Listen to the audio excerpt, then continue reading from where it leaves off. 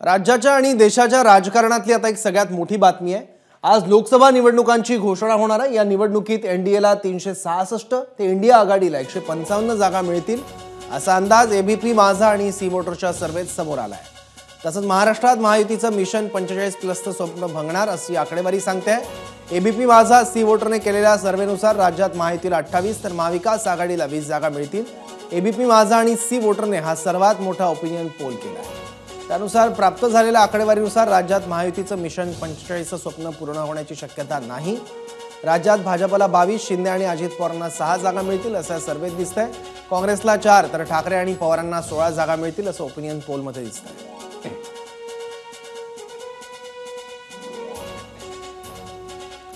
तर मतमोजणीनंतर देशभरात नेमकं काय चित्र असू शकतं पाहूयात।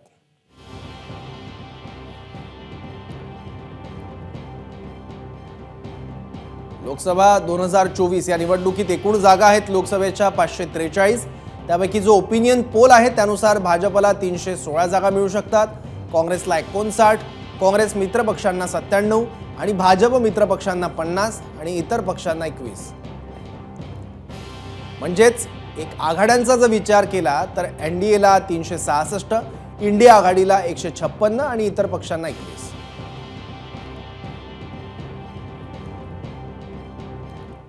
एबीपी माझा आणि सी वोटरच्या ओपिनियन पोलचे महाराष्ट्रातले आकडे काय सांगतायत तेही पाहूयात।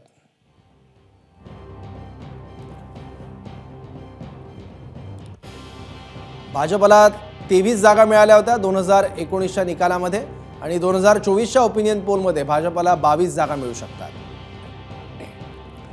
तर 2019 मध्ये काँग्रेसला 1 जागा मिळाली होती, पण यावेळेस काँग्रेसच्या 3 जागा वाढण्याची शक्यता आणि एकूण जागा काँग्रेसला मिळू शकतात 4। 2019च्या निकालात शिवसेनेला 18 जागा मिळाल्या होत्या। 2024च्या ओपिनियन पोलमध्ये शिंदे अधिक अजित पवार गटाला 6 आणि दुसरीकडे ठाकरे आणि शरद पवार गटाला 16 जागा मिळण्याची शक्यता आहे। 2019 मध्ये राष्ट्रवादीला 4 जागा मिळाल्या होत्या, पण 2024च्या ओपिनियन पोलनुसार शिंदे अजित पवार गटाला एकत्रित 6 जागा आणि ठाकरे शरद पवार गटाला 16 जागा मिळू शकतात। एमआयएमला 1 जागा मिळाली होती 2019च्या निकालात। यावेळेस एमआयएमला खातं पण उघडता येईल की नाही असा प्रश्न ओपिनियन पोलमुळे पडतोय। महाराष्ट्रात एकूण 48 जागा आहेत लोकसभेच्या, त्यापैकी भाजपला एकत्रित 22 जागा मिळू शकतात, शिंदे अजित पवार गटाला 6, काँग्रेसला 4 आणि ठाकरे शरद पवार गटाला 16 जागा मिळण्याचा अंदाज आहे। म्हणजे महाराष्ट्रात एनडीएला 28 आणि इंडिया आघाडीला 20 जागा मिळू शकतात।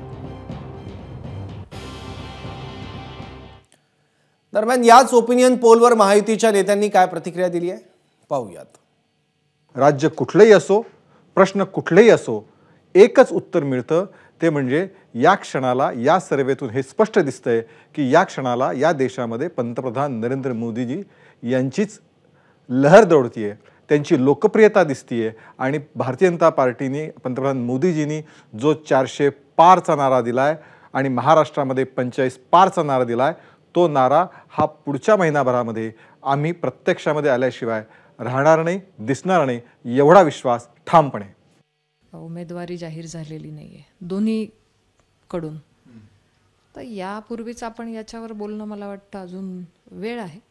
आणि एकदा उमेदवारी जाहीर झाली, तिथली स्थानिक काय पॉलिटिकल सिनारिओ काय आहे यानंतर मला वाटतं थोडासा अंदाज येईल। परंतु आत्ताच जर त्या जागाही डिक्लेअर झाल्या नाहीत आणि त्याच्या आधीच जर आपण असा पोलवर चर्चा करू तर मला वाटतं ते योग्य ठरणार नाही। आपण वाट बघू। सी वोटरचा जो सर्वे आलेला आहे तो प्राथमिक स्वरूपाचा घेतलेला एक अंदाज आहे आणि याच्यामध्ये आजच्या घडीला शिवसेनेचा असेल, राष्ट्रवादीचे असेल, हे जागा डिक्लेअर झालेल्या नाहीत। जेव्हा जागा डिक्लेअर होईल त्या टायमाला उमेदवारांनुसार त्या ठिकाणचा ओपिनियन पोल हा वेळ चेंज होत असतो। म्हणून आजच्या घडीला आपण सी वोटरचा सर्वे काही जरी असला तर त्याच्यामध्ये आमची परिस्थिती ही मजबूतीने दाखवलेली आहे। खऱ्या अर्थाने जागा वाटपानंतर जे काही घमासान सुरू होईल, जे युद्ध सुरू होईल, जे वादावादी सुरू होतील त्यानंतर ओपिनियन पोलला एक महत्त्व प्राप्त होणार आहे। जो सी सर्वे वोटर्स तुम्ही या ठिकाणी काढलाय, आता हे सध्या आकडेवारी आहे, मात्र ग्राउंड रियालिटी वेगळी आहे आणि आम्हाला विश्वास आहे की देशाचं आणि राज्याचं व्हिजन असलेले नेते, मग ते आदरणीय मुख्यमंत्री एकनाथराव शिंदे असतील, उपमुख्यमंत्री देवेंद्रजी असतील किंवा उपमुख्यमंत्री अजितदादा असतील, या नेत्यांना राज्याच्या विकासाकरता घेतलेला जो निर्णय आहे त्याला जनता कौल देईल आणि आपला जो पोल आहे किंवा आपला जो विश्लेषण आहे किंवा आपला जो सी वोटर्सचा सर्वे आहे हा नक्कीच बदललेला दिसेल.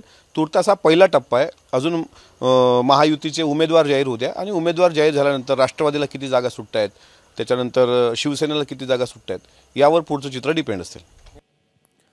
तर याच ओपिनियन पोलवर महाविकास आघाडीतील नेत्यांनी नेमक्या काय प्रतिक्रिया दिल्या आहेत त्याही पाहूयात.